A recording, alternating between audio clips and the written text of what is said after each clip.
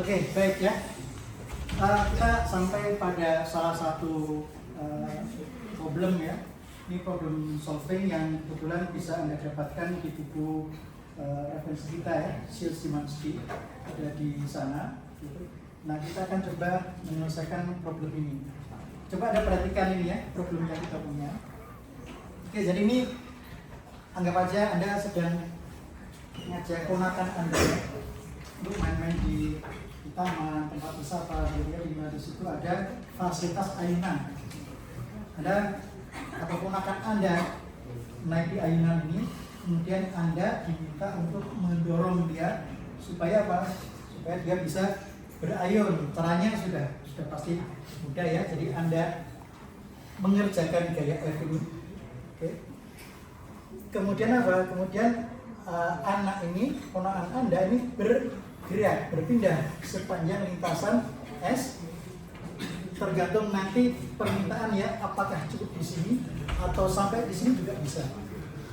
Begitu ya.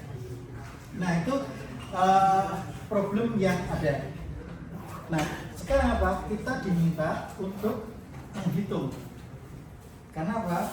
Karena di sini kita punya gaya F yang kemudian bekerja pada benda atau anak ini, sehingga anak ini mengalami perpindahan. Oke ya, sepanjang S ini ada gaya, ada perpindahan. Artinya apa? Ada usaha, gitu ya. Masih ingat ya rumus usaha? Apa? V sama dengan S. Oke. Itu saya kira rumus yang kita kenal sejak dari sekolahnya dulu ya. Selalu saja kita menjawab kalau ada pertanyaan usaha itu bagaimana mencarinya, rumus B sama dengan F kali S. Sekali lagi saya ingatkan bahwa rumus B sama dengan F kali S itu hanya berlaku untuk kondisi tertentu, tidak berlaku umum. Sebagai contoh untuk kondisi ini ya. Jadi rumus tadi itu hanya berlaku untuk kondisi pertama, jika F-nya konstan, gitu ya. F-nya konstan sepanjang pergerakan, itu pertama. Jadi kalau dia berubah-ubah, kita nggak bisa lagi menggunakan rumus apa lagi sama dengan F kali S. Yang kedua, syaratnya adalah apa? Bahwa arah antara gaya dan perpindahan itu harus apa? Harus sejajar, berimpit gitu. Kalau nggak berimpit, nggak berlaku lagi. Oke, jadi yang menjadi concern kita ya, jadi hati-hati ketika kita ingin menggunakan rumus tersebut. Nah, coba Anda, saya tidak punya punya, atau ini bisa ya? Oke, saya pakai ini. Cuma sayang ini pendek ini ya. Anggap aja ini tali, kemudian ini tempat duduk anak ya. Oke. Kan seperti situasinya ya. Oke. Nah, kemudian apa? Anda kemudian mendorong ini ya, mendorong ke arah horizontal. Gitu ya. Selalu horizontal mesti kan? Horizontal. Begitu. Nah, sayangnya ini kita modelnya nggak bagus ya. Coba Anda rasakan. Ketika ini kita mulai dorong, kita nggak merasakan apa-apa ya. Tapi begitu ini Anda mendorong, dia bergerak ke sini, Anda rasakan. Kira-kira tangan kita itu semakin ke atas, rasanya bagaimana? Berat. Semakin apa? Semakin berat. Artinya apa? F itu nggak konstan. Gitu. Jadi apa? Jadi F yang ini tidak konstan. Oke. Maksudnya apa? Maksudnya tidak konstan itu apa? Nilainya. Ya. Kalau arahnya selalu ke sini kan. Ingat ini vektor. Vektor itu ada dua atribut. Salah satu berubah, maka vektor itu berubah. Nah, dalam hal ini kebetulan apa? Yang berubah itu adalah apa? Magnitudenya, nilainya. Anda rasakan sendiri ya, rasakan sendiri. Oke, meskipun nanti bisa dijelaskan bahwa ternyata apa? Ternyata nanti kalau kita uraikan menjadi seperti ini, maka apa? Maka besarnya gaya yang kita berikan itu nanti sebagai fungsi apa? Fungsi sudut theta. Oke, gitu ya. Oke. Nah, kemudian kita ingin mencoba menganalisis ini, dan pertanyaan tadi simple ya, cukup simple. Berapa usaha yang dilakukan? Ini pertanyaan apa di dalam buku yang ada ya, di dalam buku kita. Berapa usaha yang dilakukan oleh gaya ini yang melakukan apa namanya, yang diberikan kepada benda sehingga benda bergerak dari titik paling bawah sampai titik paling atas. Ada gaya, ada perpindahan. Ada yang tahu? Gimana? Saya tawarkan, kalau ada yang bisa menjawab, saya kasih nilai A. Untuk nilai akhir. Yang berani? Oke, baik. Kalau nggak ada, apa namanya? Nanti nilainya untuk saya nanti. Baik. Nah, jadi begini.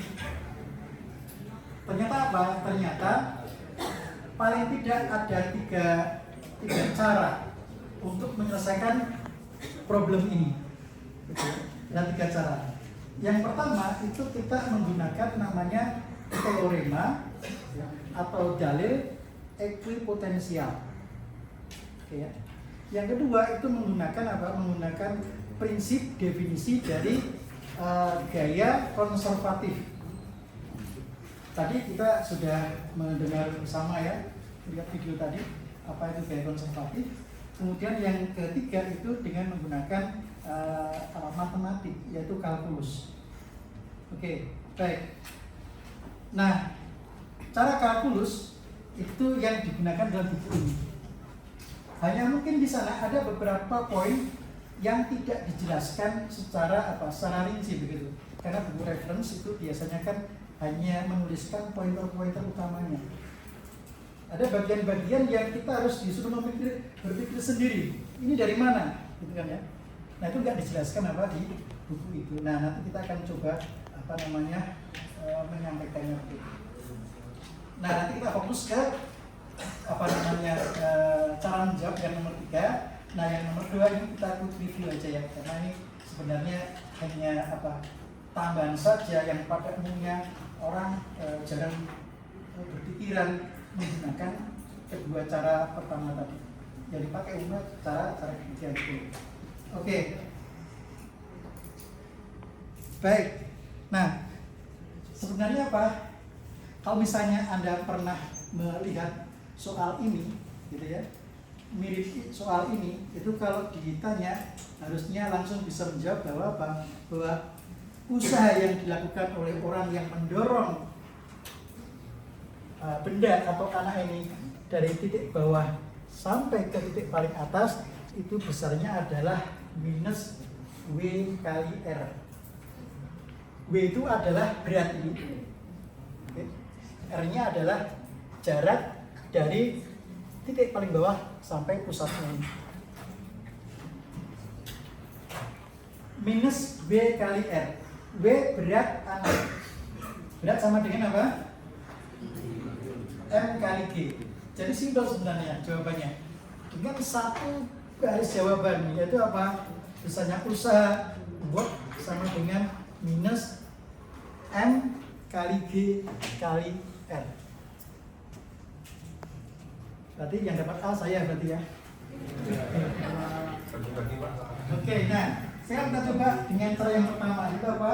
Konsep ekuipotensial. Tadi ada. Oke. Equi artinya apa?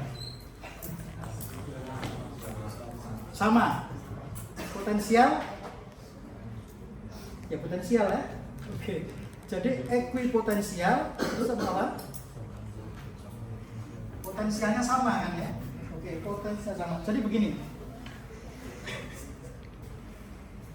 Misalnya apa? Misalnya kita masukkan sistem itu dalam sistem bumi ya. Misalnya kita punya ini bumi kita.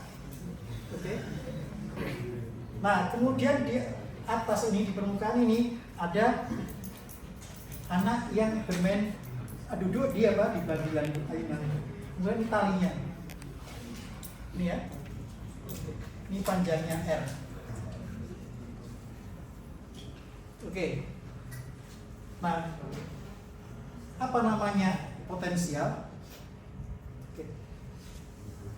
Kalau kita punya benda di permukaan bumi, dia punya yang namanya energi potensial. Tanda kurung gravitasi. Berapa besarnya? Itu percepatan gravitasi. Kalau ada benda masanya M, gitu ya, berada pada ini terlalu kecil ya, oke nggak apa. H1, maka apa? Energi potensial di titik ini berapa? M kali G. Oh ya, 1 kan? Oke. Jadi apa? Di sini ada energi potensial 1 sama dengan M kali G kali H1. Kalau ada titik lain yang ada di sini, kebetulan ini jari-jarinya ya, tingginya ini H1, maka energi potensial di sini berapa? Sama kan ya? M G H1. Oke. Demikian juga di titik ini. Nah, kalau kita buat apa namanya? Hubungkan titik tadi, garis ini namanya garis ekuipotensial. Karena apa? Karena potensial di setiap titik yang ada di kurva atau garis ini besarnya sama. Oke ya, ekuipotensial. Demikian juga kalau sekarang bendanya itu ada di sini, M-nya itu ada di sini. Kemudian jarak ini atau ketinggiannya itu H2. Maka apa? Di titik ini ada namanya energi potensial, tapi tentu beda kan ya? Yaitu EP2. Besarnya berapa? M kali G kali H2. Oke. Kalau kita punya titik yang lainnya di sini dengan cara yang sama, maka apa? Pasti apa? Karena jaraknya sama dari pusat. Ini juga apa? Ini juga H2. Maka di sini ada EP2 yaitu M kali G kali H2. Kalau titik-titik ini kita hubungkan, misalnya seperti ini, maka apa? Maka sekarang ini kita punya namanya EP2 EG H2. Ini juga ekuipotensial. Paham ya? Jadi nanti kita akan mempunyai banyak garis ekuipotensial. Yaitu apa? Berupa lingkaran. Ada banyak lingkaran di mana satu lingkaran itu mewakili satu ekuipotensial. Gimana sampai di sini? Itu jelas ya? Nah, sekarang kita menggunakan teorema ekuipotensial atau dalil ekuipotensial. Oke. Nah, sebelum sampai ke teorinya, kita lihat dua di sini. Oke. Ini ada bumi M besar, ada anak kecil M kecil. Oke. Setiap ada dua benda yang terpisah pada jarak tertentu, maka pasti akan terjadi apa? Gaya tarik menarik. F besarnya berapa? G. Coba berapa? F sama dengan G kali M1 kali M2 per M kuadrat. Gitu ya. Oke. Berarti apa? Ada gaya tarik. Dan itu sama dengan apa? Gaya berat ya. Gaya berat. Sehingga apa? Ada benda yang punya berat. Nah, kita, nah seperti ini ya. Mungkin tadi ada yang bertanya, itu muncul huruf F. Kenapa kemudian usaha yang dilakukan itu sama dengan minus W kali R? F-nya kemana? Aneh nggak? Aneh nggak?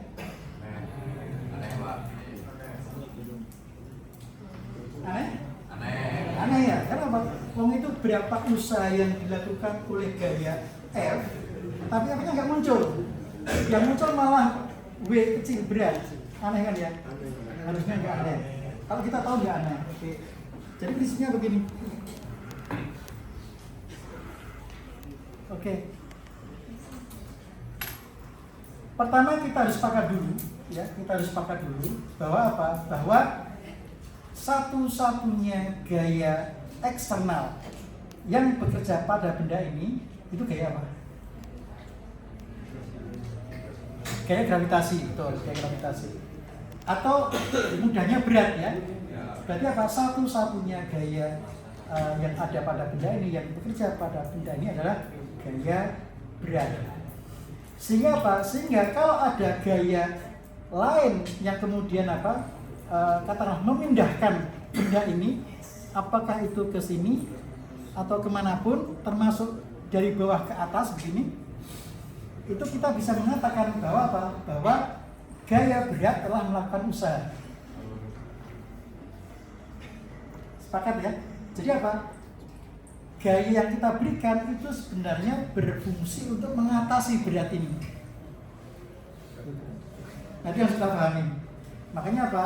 Makanya kita bisa memahami berapa usaha yang dilakukan F. Nah, karena F itu nanti kan dia mendorong. Di setiap titik itu dia mengalami keseimbangan. Karena mengalami keseimbangan, berarti apa? F sama dengan apa? Berat benda kan? Nah, sehingga apa? Sehingga kita sepakat dulu bahwa apa? Bahwa sebenarnya yang melakukan ya, kerja itu adalah apa? Adalah beratnya itu sendiri. Meskipun prakteknya apa? Yang melakukan adalah apa? Gaya yang kita berikan. Karena F dan W sama, ya berarti apakah W, apakah F itu sama saja. Oke, situ. Nah, ini ada gaya W. Kalau kita menerapkan gaya F mengatasi W ini, berarti apa? Berarti apa? Ada apa? Ada gaya W yang kemudian apa? Melakukan usaha sehingga benda berpindah ya. Oke, berpindah dari titik satu ke titik yang lainnya. Oke, clear. Nah, teoremanya begini, ya. Usaha yang dilakukan oleh sebuah gaya yang memindahkan benda dari satu titik tertentu di ekuipotensial tertentu menuju ke titik sembarang di potensial yang lain itu adalah sama. Ulangi saya lagi ya, teorinya begini. Jadi apa? Usaha yang dilakukan untuk memindahkan benda ini ke sini atau ke sini, lintasannya belok-belok seperti ini, ke sini, atau bahkan dari sini ke sini, semuanya sama. Bisa dipahami ya? Oke, karena apa? Ini ekuipotensial 1, ekuipotensial 2. Nah, tadi apa pertanyaannya? Pertanyaannya kan berapa usaha yang dilakukan oleh gaya F, artinya sama dengan gaya berat, untuk memindahkan anak ini menuju ke titik ini ya, mengikuti lintasan melengkung begini kan ya. Oke. Nah, ternyata apa? Mengikuti teorema ekuipotensial, kita nggak perlu mencari ini besarnya usaha dari sini ke sini, tapi cukup dari sini ke sini ya, terus. Gitu. Sehingga apa? Sehingga sekarang kita punya apa namanya?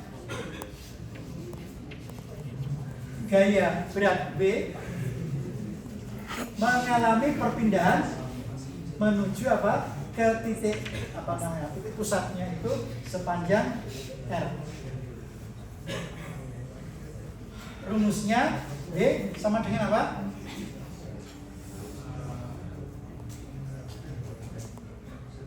F dot S. Oke. Rumus umum ya. Nah, B-nya sama dengan apa? F-nya sama dengan B. Kemudian apa? Kalikan kosinus. Oke. Kosinusnya kosinus theta. Oke. Dikalikan jaraknya adalah R. Oke. B kosinus tetanya berapa? Arah gaya ke bawah, pergerakannya ke atas. Berapa? 180 derajat kan? Kalikan R. Nah, oke. Ini W kosinus 180 berapa? Min 1 dikalikan dengan R. Nah, berarti itu jawabannya. Betul kan? Jadi apa? Usaha yang dilakukan untuk memindahkan apa namanya dari titik ini mengikuti ini sama dengan W kali R atau MG kali R.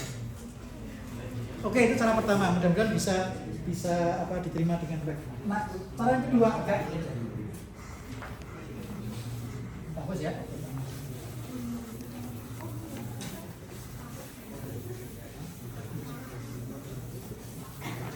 Itu sabar dulu ya.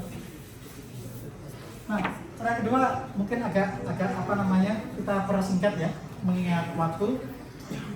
Tadi menggunakan apa? Prinsip gaya konservatif. Apa itu gaya konservatif? Masih ingat tadi?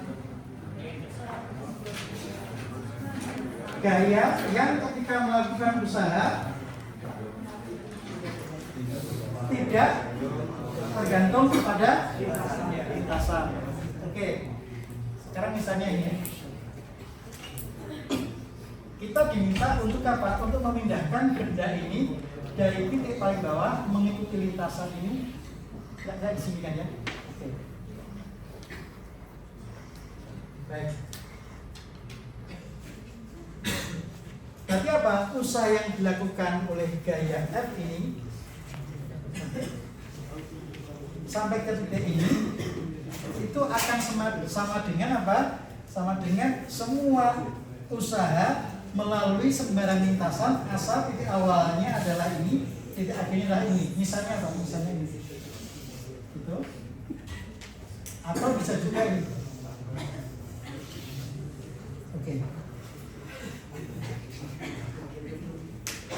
Oke, kita percepat ya. Oke. Akan menghasilkan yang sama yang dari lintasan ini. Nah, nanti bisa kita buktikan ya, dengan waktu. Ini misalnya bidang miring. Anda memindahkan benda ini menggunakan bidang miring, atau cara lain Anda mendorong benda ini ke arah sini, kemudian baru mengangkatnya vertikal ke atas.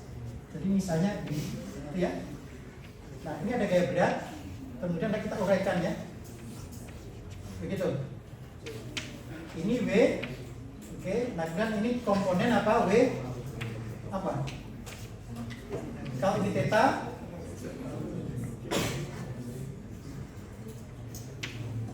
tetanya mana ini ya? Ini. Theta bukan theta, ini theta. Oke. Berarti apa? Ini B sin theta. Oke. Ini B cos theta. Jadi apa? Sekarang kalau kita memindahkan dari sini ke sini, maka apa? Komponen ini tidak melakukan usaha karena tegak lurus. Sedangkan yang melakukan usaha adalah apa? Adalah ini. B sinus theta, jaraknya dari sini sampai ke sini. Nah, kita sepakat tadi bahwa satu-satunya gaya itu adalah berat. Oke. Nah, ini kita bisa membuktikan nanti bahwa apa? Bahwa usaha memindahkan dari sini ke sini, oke, melalui lintasan ini sama dengan apa? Sama dengan minus B kali R. Atau yang dimanifikan ya. Oke. Sama juga ketika kita menggunakan lintasan yang ini. Jadi apa? Dari sini ke sini usaha yang dilakukan oleh W berapa? usaha yang dilakukan oleh W untuk memindahkan benda dari sini ke sini.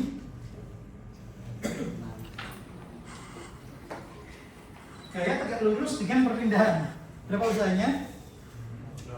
0 kan? Berarti apa? Ini kerjanya sama dengan 0.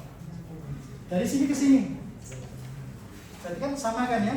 Jadi ini lintasannya adalah R, ada gaya berat besarnya W, sehingga apa? Kasih sama dengan yang tadi. Berarti sekarang ada gaya W berpindah sepanjang R, arahnya berkebalikan, gitu ya. Sehingga apa? Sehingga W yang di sini ini W1, ini W2, ini juga sama dengan W kali N. Jadi apa? Usaha oleh gaya ini ketika melewati lintasan ini, lintasan yang melengkung ini, yang kita cari sama dengan lintasan yang horizontal dan vertikal. Nah, ini menggunakan konsep apa? Konsep apa namanya tadi? Gaya konservatif. Bentar, saya perlu seberapa ya? Oke. Bila sama dengan yang kelas satunya ya. 10 menit. Oke, baik.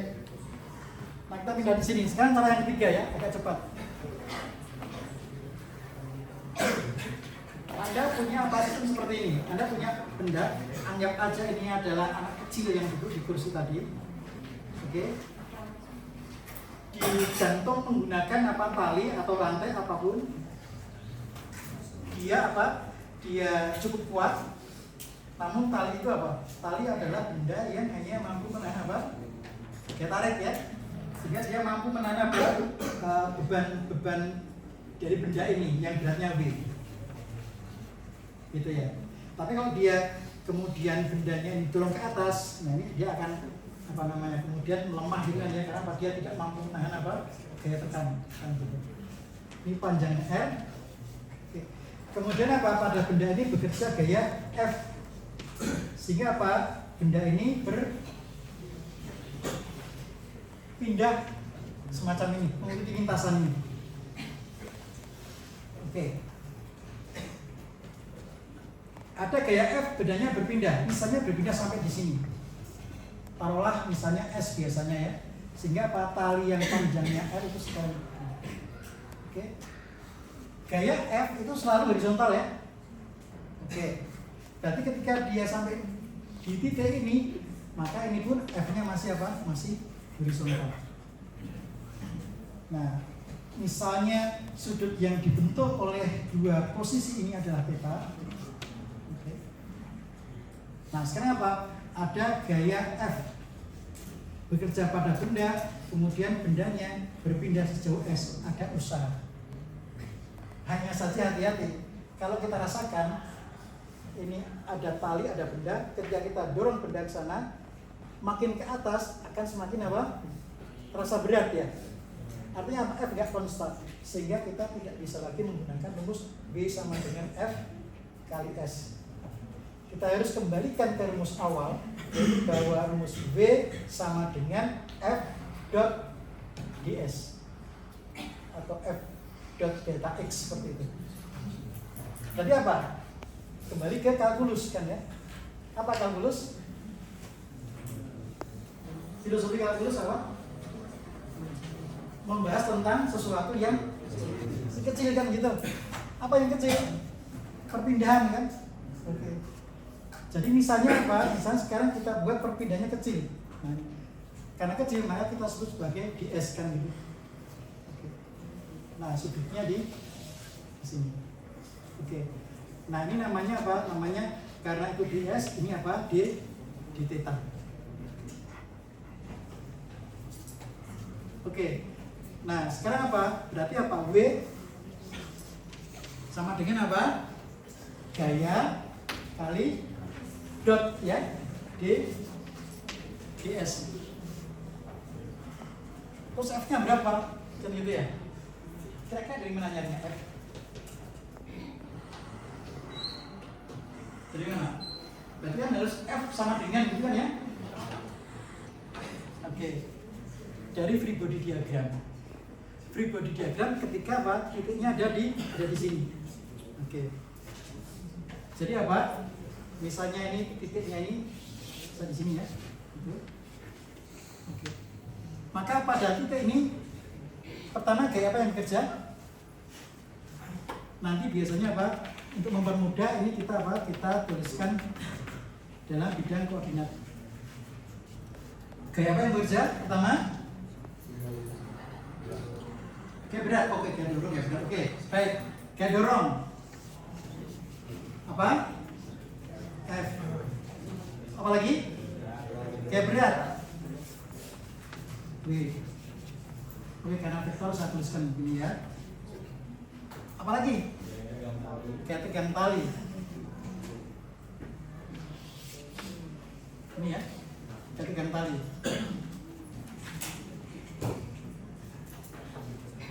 Oke. T berarti ya. T. Ada gaya lagi kira-kira?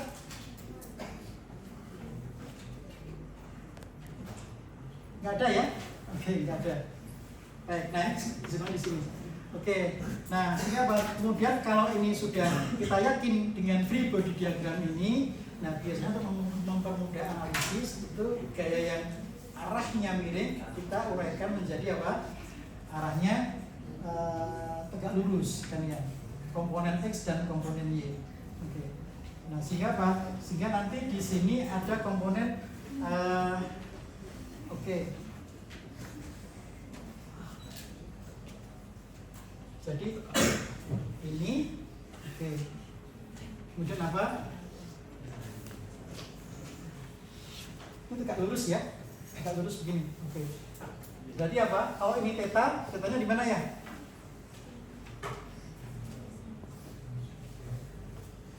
Oke.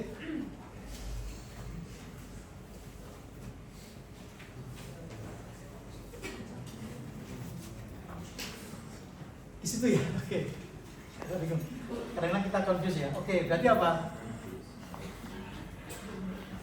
Katanya theta bukan theta, theta bukan theta, begitu ya. Oke. Nah, tetanya di sini ya. Oke. Sehingga apa? Ini kita uraikan ya. Kita uraikan. Sorry. Kalau tegang balik berarti dia arahnya di sini berarti naik kan ya. Oke. Sehingga apa? Komponen ini adalah T.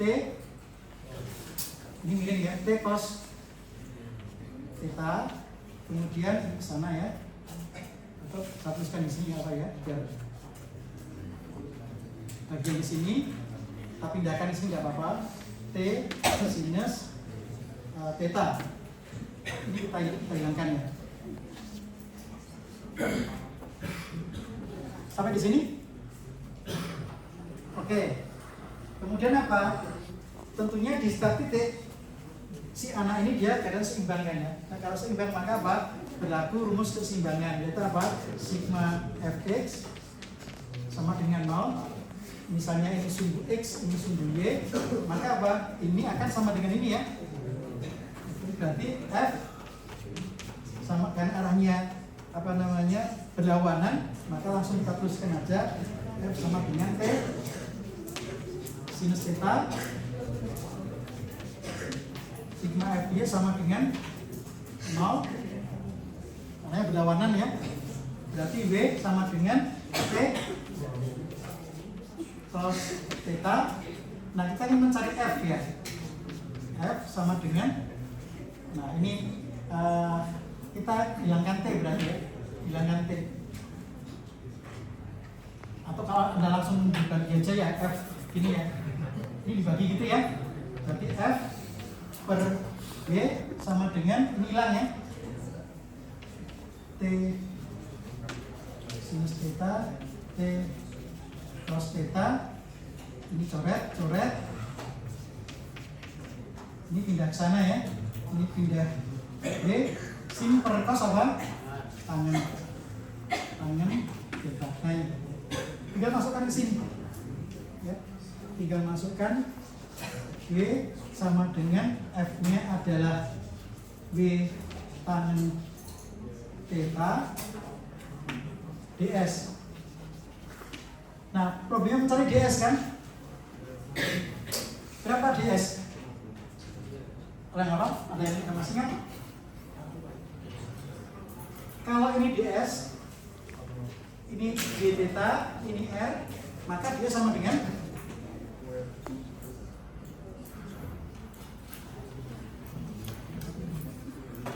masih ingat? Oke, baik. Kita review sedikit. Asalnya dari sini kan ya.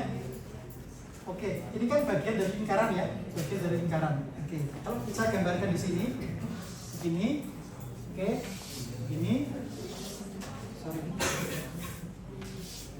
ya. Karena ini bagian lingkaran, maka ini namanya apa? Busur. Ini namanya apa?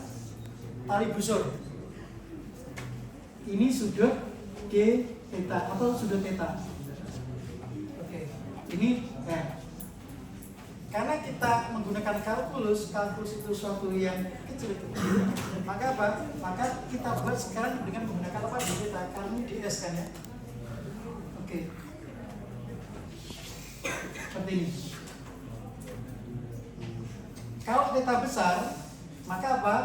S busur dan tali busur itu pasti gak sama, ya. Oke. Nah, jauh sekali bedanya. Anda lihat di sini. Tetapi kalau kemudian ini sudutnya kita buat kecil, yaitu apa? D theta, maka bisa kita lihat di sini bahwa antara busur dan tali busurnya hampir bersamaan. Sehingga sekarang kita bisa menggunakan S ini sebagai apa? Sebagai ds. Kemudian sudut kecil namanya D theta. Anda perhatikan segitiga yang kecil ya. Oke. Kalau S besar, theta besar, Anda punya sudut lancet, maka kalau D theta itu kecil, maka di sini Anda mempunyai sudut yang kira-kira sama dengan apa? Sudut siku-siku. Sehingga apa? Sehingga kita punya sudut siku-siku, sehingga kita bisa menggunakan prinsip trigonometri. Masih ingat ya, yang trigonometri yaitu apa? Misalnya siku-siku ini apa? Y X Y R ya, theta. Oke. ds per Y per R ya. Sama dengan apa? Sama dengan kalau Y per R berarti sinus ya, sinus theta. Sorry, sinus D theta. Tapi kita bisa juga menggunakan sisi yang lainnya, yaitu sisi tegak dan sisi yang base-nya. Makanya bisa kita tuliskan ds per R itu sama dengan tangen D theta. Ada klausul bahwa suatu sudut gitu ya, yang nilainya kecil itu akan sama dengan nilai sinusnya, kebalikannya ya. Sinus suatu sudut kecil itu akan sama dengan nilai sudutnya itu sendiri. Makanya apa? Sinus kalau tangen, sinus D theta, tan D theta, kalau D theta yang kecil itu kira-kira sama dengan D theta. Sehingga apa? Sehingga sekarang kita bisa menuliskan bahwa ds per dr sama dengan D theta atau ds sama dengan R D theta. Nah ini, tinggal masukkan ke sini. ds W tan theta ds sama dengan apa? Sama dengan R D theta. Oke. Sampai di sini. Oke, kita perlu jangan lupa kita ya. Ini apa ini ya? Gaya dikalikan dengan perkalian apa? Ya, perkalian dot. Perkalian dot sama dengan perkalian skalar, sama dengan perkalian kosinus. Ya. Perkalian dot titik kosinus skalar. Terus kita hafal. Makanya apa? Kita belum mengalihkan dengan ini. Sehingga apa? W tan theta. Dulu ya. Harus dikalikan dengan apa? Cos theta dulu. Apa namanya? Cos Betul ya? Cos theta dulu. Ini baru kita kalikan dengan ds-nya R di theta.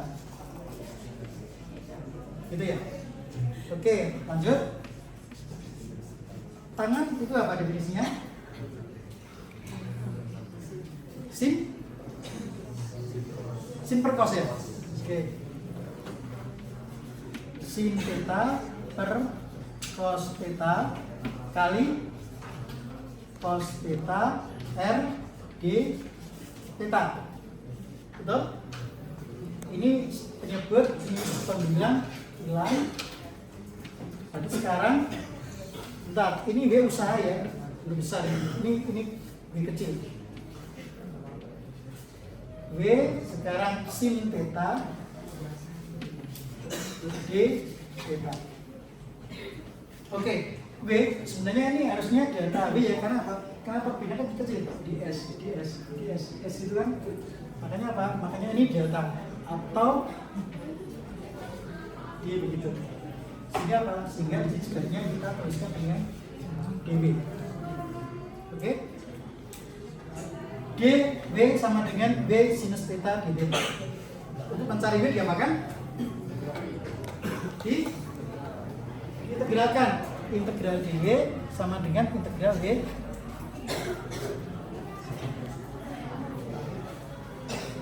Nah cukup ya, sini. Integral dw apa? W. W berat konstan ya, bisa keluar. Oke, dan kita mencari juga sin theta d theta. Integrasi theta apa? Min cos minus cosinus theta. Tinggal batasnya dari sini sampai sana. 0 sampai theta secara umum. Gitu ya. Sorry. Betul ya? Nah, sama dengan minus W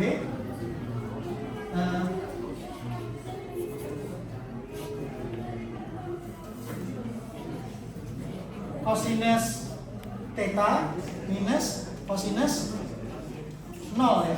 0. Berapa ini? Minus W cosinus theta minus cos 0 berapa? 1. Oke. Baris terakhir. W sama dengan, biar bentuknya manis ya, minusnya dihilangin. W ini W usaha, ini W berat, kurung 1 minus cos theta. Anda masukkan mana? D yang bilang kan?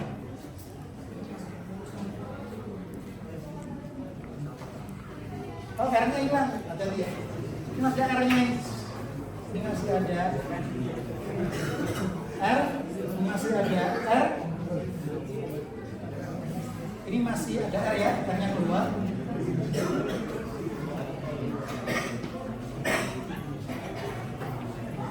R, ini masih ada R. B kali R. Nah ini. Oke. Untuk memindahkan dari titik dasar sampai titik paling atas, sudutnya berapa? 90. Cos 90 berapa?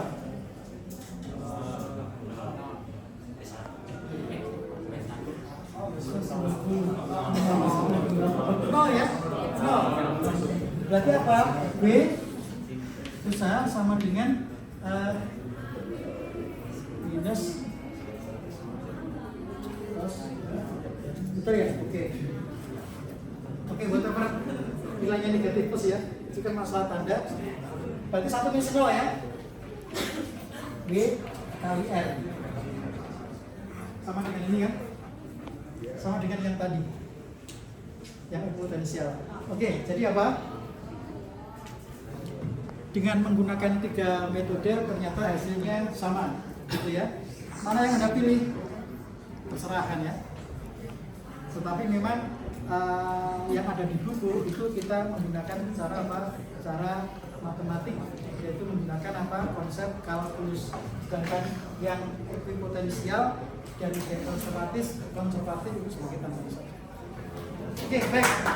Saya kira itu ya.